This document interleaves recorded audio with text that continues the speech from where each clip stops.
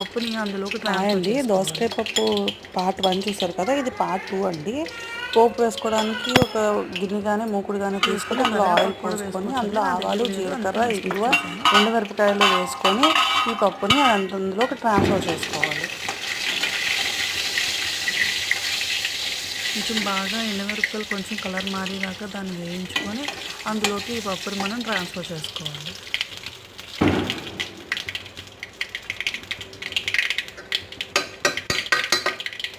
ఇప్పుడు చూడండి కొంచెం కలర్ మారాయి కదా ఎండుమిరపకాయలు.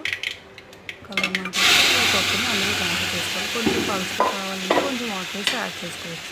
మా ఇంట్లో కొంచెం పలుచగానే తింటారండి, అందుకే నేను కొంచెం వాటర్ యాడ్ చేసి వేసాను.